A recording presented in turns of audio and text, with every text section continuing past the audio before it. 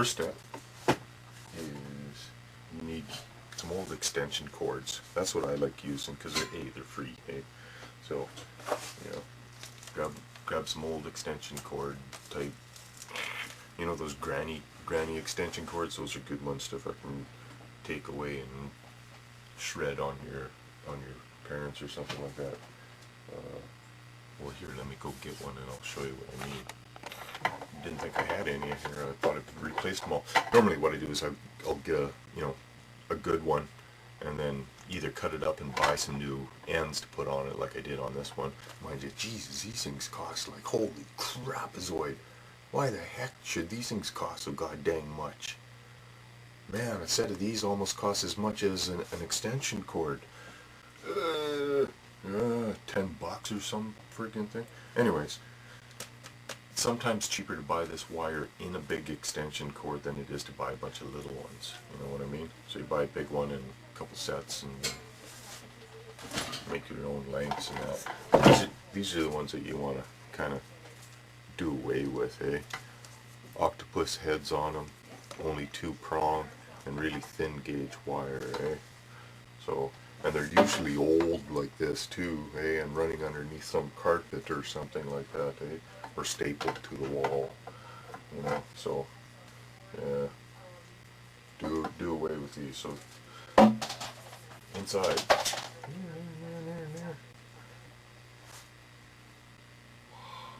yeah, these things are dangerous. I'm such a geek, I hate throwing away anything, So usually with these things I'll cut them a little bit longer in case I need to put a plug on something, but I mean in reality these are probably worn out there. So anyways, cut off one of the ends. And use some wire strippers or a good knife. But anyways, since I have neither right here handy, I'm using scissors. So, you want to separate them, and you want one of these so you can rip this part all the way down if you want. Okay, I'm just going to grab about the same lengths as these, because I've got some split already. And, coil it up or just leave it together until you need your next chunks. I don't know, rambling. This stuff is sometimes hard to strip, so let's see if I can get you an angle here where you can see. Hello. Step out of the way. Recycling little jars, Near.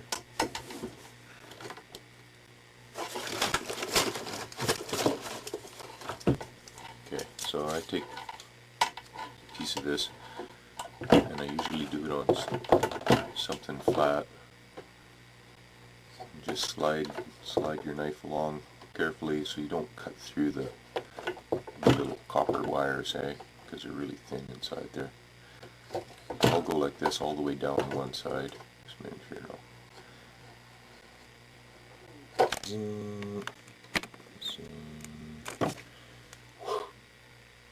Focus. Yeah, can you see the copper wire is, so you want to trim it down like that on one side, okay? Right. And you just kind of pop out one. Make sure you got them all. And just pull them out. Now sometimes some of the really cheap ones, you don't have to split it all the way, you only have to get started, and then you can just, pull it out. This one has got a little bit better plastic on it, so it's going to require, slight trimming all the way down, because if you get it just right, you can just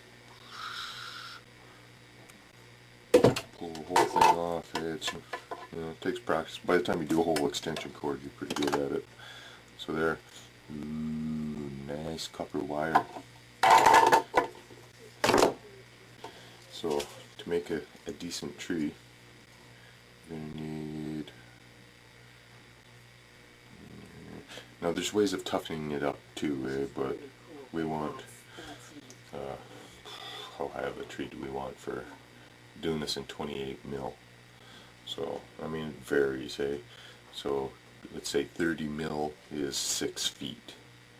So, how high do we want our trees, deciduous trees? 30 to 40 feet. So, 200, so somewhere between 6 and 8 inches high. You know, pretty good for trees. Big trees, eh? And then everything else you can have smaller. Okay? So that's what we'll do. So to get a fatter trunk, I'm just going to fold up a little bit of this, hey? Like this one's just folded in half. Same with this one here. About, you know how thick that is, that's 4. Kind of want it a little bit thicker, but you can always cheat and wrap stuff around it too, eh? So, anyways, this is what we'll use for now. Ow! Yeah, that's the other thing, man. You'll poke your fingers with a freaking copper things every now and then, so. Now, there's 2 different ways of doing this. Once you've kind of got your trees started, you can also cut these and use these as roots too, eh? We'll do that on a couple of them too. Normally I don't wrap stuff around the middle here, but in this case I am, just for expedience. Okay, let's get it a little bit twist up. And then basically what you want to do is you want to take off one of these, you know, branches that you got going here. You want to kind of blend them together a little bit too, eh? You know, like, because otherwise you'll actually, well, it depends what kind of tree you're making, but I like to kind of separate them a little bit and take some from this branch and then some from like this branch, eh? Now these ones are old ones that I've stripped a while back, so they're kind of kinked up, eh? Yeah, you don't want to get them all knotted up, so that's why I left the rest of it still attached to the extension cord, because for separating them after, it's a real hassle. As you can see here, this one kind of a bird's nest, eh? So, anyways, that's what I like doing, is I like taking a little bit from each, eh? So, yeah, you see, you just keep building up your tree as you go, eh? So that's the one type tree. This way you can get the tree looking exactly like, you know, if you're building a tree from, you know, a picture or something that's in the backyard and you want to duplicate the tree that's there too, you know, you can do it this way, eh? And you can get the branches exactly like some other tree, eh? Really freaks people out when you do it that. For some trees, you know, this could be just one big branch, eh? And then you wire this into another one. You can take these and then have, you know, your wooden tree. I don't know if I have a big one here. Near. One more, please. Well, yeah. You know, you take a tree trunk, eh, and drill holes into it, and then stick these branches into, you know, like a wooden dowel.